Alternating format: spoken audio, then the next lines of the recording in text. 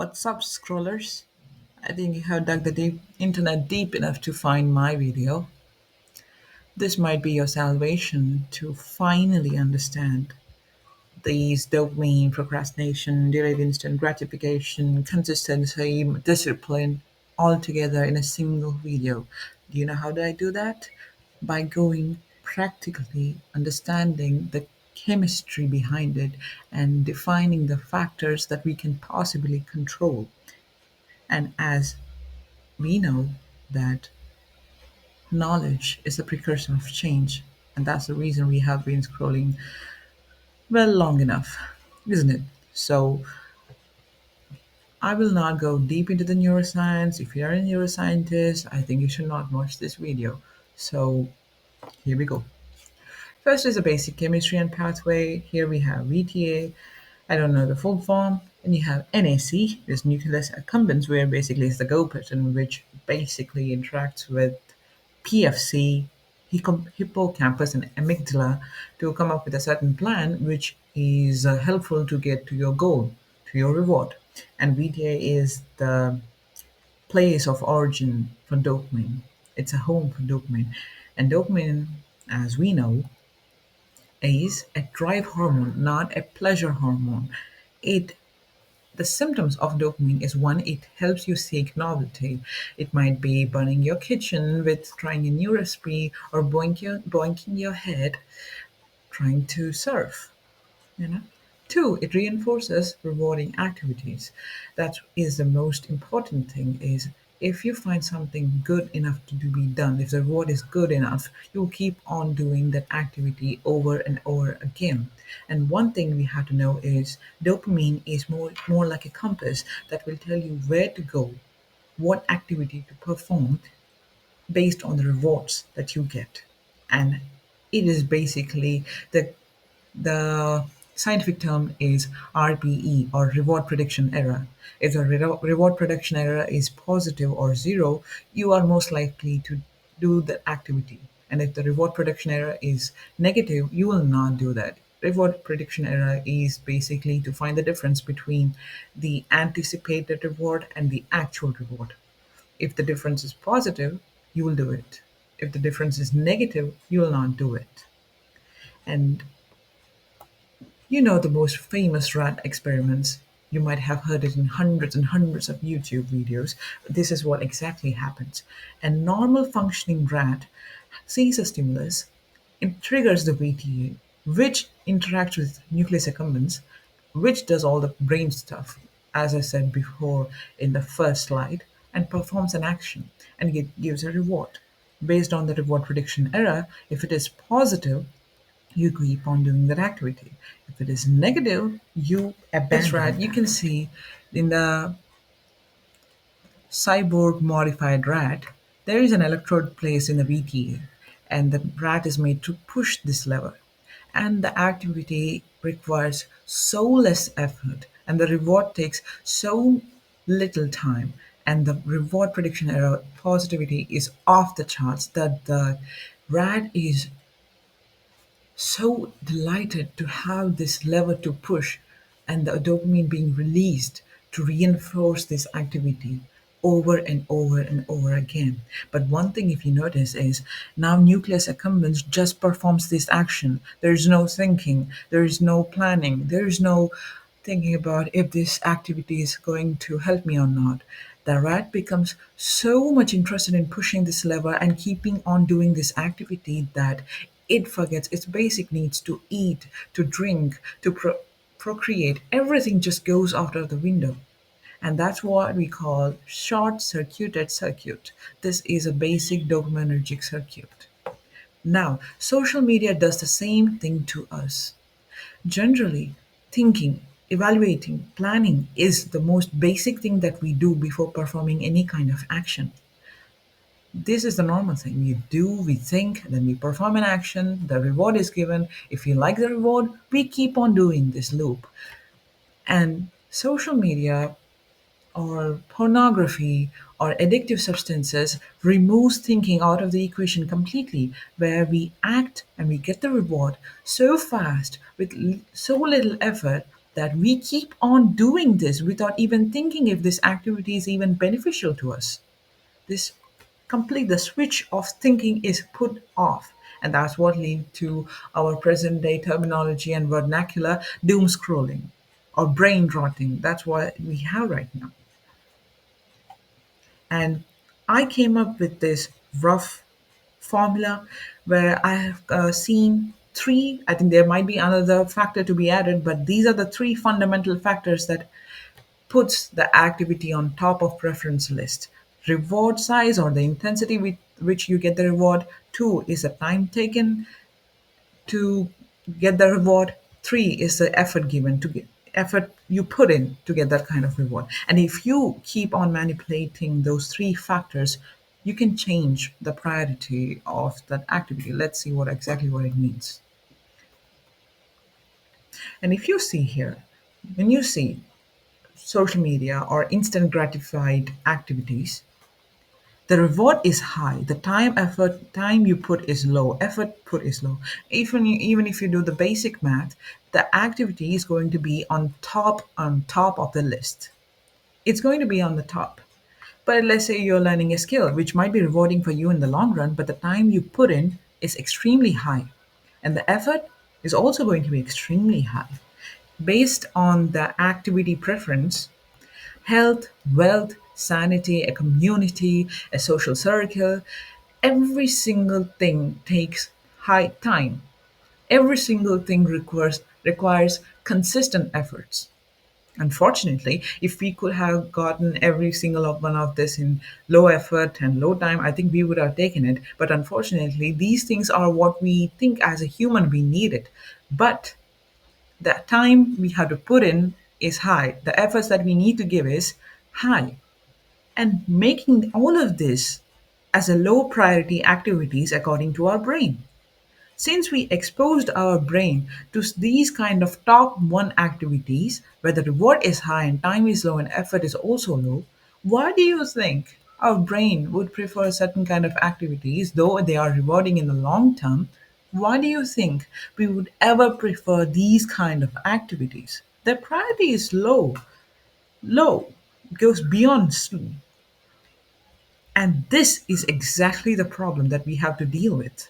This is exactly the problem. And we might guilt ourselves to work for a day. We might guilt ourselves into going to an office. But this, as long as you have this problem, and as long as you don't know what factors are playing you, you can never control this problem.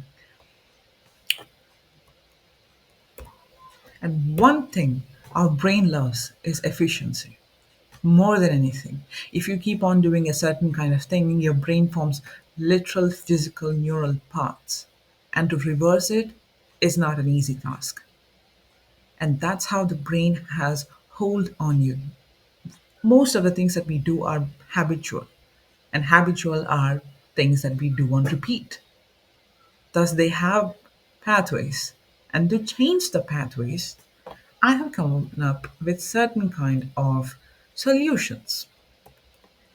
Solution number one is to remove the top one priority activity completely. You stop watching social media, you stop watching pornography, you stop taking addictive substances, you remove every single fucking thing. Right? That's really the easiest one. When you remove your top one, your top five activity of might be, let's say, to eat healthy might become your top one priority. It might feel much more rewarding. But it is difficult with the world we are living in right now. It's extremely difficult to have this kind of activities. And it's extremely easy to fall back into the way we were. It's extremely easy. With you can if you are living off the grid, it's probably the most easiest.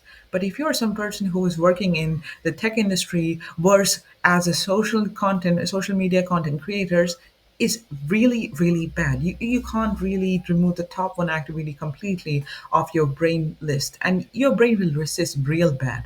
The withdrawal will be bad. And this is not my preferred thing, but if you can go through this cold turkey, props to you. Two, this is my favorite, is to manipulate the formula. is that, for example, we have a top 300 activity, which is to get in shape. The intensity and the reward is, it takes some time. You will not get a six packs, or you will not really have the most toned body within a month or within a 2 month. It will take a year, at least a year. But the time you have to put is high. You have to consistently show up and work out for your body. And you have to put good amount of effort with the eating, with the sleep, with the caffeine, with the alcohol. Lots of efforts will get into it. So you might will yourself into doing all of this. But in week two, you'll say, ah, fuck it, I can't really do it. It's done. I can't do it. So what if we manipulate these things? Let's see how. One is that we increase the reward or the intensity of the reward. We completely change it. Now, getting in shape will not be your reward. Getting in the reward would be to check the box. Getting a reward would be to get a validation from your partner, or your friends, or your social circle, or from your mom. Or three is to lay it on thick by yourself for yourself. You work out, you just are going to sing songs of praises for yourself. I mean, if nobody's going to do that for you, at least do that for yourself, right? You keep on doing that for yourself. Say to yourself, oh, such a beauty. I did so much amount of work. I said I will not do it, but look at this knight in shining armor for myself. I kept on doing this for myself. Lay it on thick, at least for yourself. I don't know if that's self love or not, I don't know. But as also, we have reduced the time. Now, the time for checking a box or to get a social validation and lay it on thick for yourself will be your goals. Now, the time is reduced to 2 hours to 6 hours for today, just today. Just get the box checked for today. And making this activity from top 300 to top 100, isn't it? You just manipulated those factors, and here you are doing things that you thought you will never do it. And this is what you might have heard from the productivities that break the goals into smaller goals. This is what actually happens behind the scenes. Three is the narrator. This actually worked for me for quite a little bit. That you should know that where your weak points are. For me, it was TikTok, YouTube, or Instagram. So I would say to my brain that you are entering a lion's den, or you have to be really careful. You're entering into a lion's den. You're going to be attacked. The attack is going to be addictive thumbnails or addictive songs or the most dramatic gossip. Those are my lions that will attack me. And I keep on saying to myself, as if you're David Attenborough, you're going to say, oh, I have entered the YouTube channel. I have scrolled here and I see something that could possibly distract me. Why did I even come here? What is my purpose? Oh, to watch a recipe? Okay, let me see what's the recipe. Okay, that YouTube shot looks nice. That is my lion. This is good, but it is a pain in the ass. It is good because it is so stupid too. You can do it if you want. And fourth one, this actually works when, especially when I was trying to quit sugar, is that same shit. I'm going to reduce the reward completely. You're going to manipulate here too. You're going to reduce the reward completely. For example, top three of my activities is to binge watch, right? Binge watch, reward is high, new cliffhanger, one episode after the other, Netflix keeps on pumping, and the effort given is also really low. You just click the next play button and you will keep on watching it. And this is the top three activity. And how we can reduce it is to reduce the reward itself. How do you going to do that?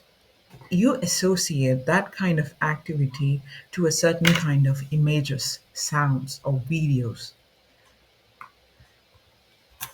Like, for example, look at it here. You look at a picture of garbage, or you see literal garbage on the road, and you see scrolling, and you tell yourself, I am, if I'm going through scrolling, if I'm scrolling, it's basically me digging the ugly, rotting, smelly garbage. Keep on associating that certain kind of sensory images that you get from the vile, really bad things that you would put like, "Ugh, I'm not going to touch that shit," and associate with something that you have no control over. Like this. For example, it works for me when I was trying to reduce my sugar content because I used to think like whenever I'm eating the sugar and my intestines are getting rotted, basically rotted. And it was, I like sugar. I have a really sweet tooth. Reduced my sugar like completely. The only sugar I started to have was in coffees. I completely reduced it because I said to myself, every time I'm eating sugar, my intestines are getting rotted. And I could feel that shit. And I completely stopped using sugar. And fifth one, it is almost recommended by every psychiatrist and every person that I have ever asked how to change this, is to make it as a part of your identity, as part of your identity as in, I'm an athlete, so I work out. I'm a top A student, so I study. I am an avid I'm a good human being, so I don't waste time on watching nonsense. That kind of identity. And I really have not come to the point where you can take an identity and mix it into your present identity and remove it, your not so good act behavior completely, because that thing also requires good amount of effort, and I have not come up with any kind of solution. If I ever come up with a solution, I will really put a game on this channel. And yes, most importantly is, if you are procrastinating or scrolling without a purpose, and you know that there's certain kind of emotional pain that you're holding, and that is what actually is the root cause for your problem, really, if that's a root cause, these are not going to help you much.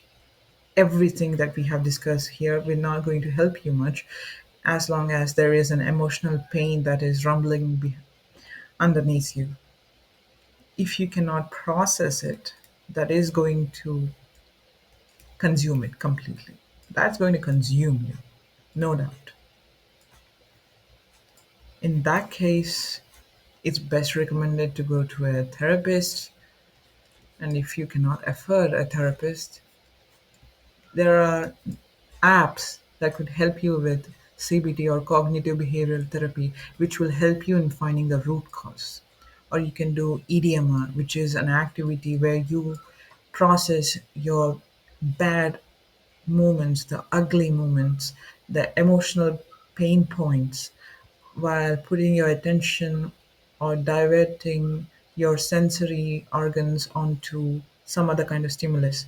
Example might be listening to a music and then bring up the memories and process it, or watching a still image and processing the emotion, or tapping yourself, then processing that emotion, the memory. Without any of every single these are remedies would become really bad coping mechanisms for you.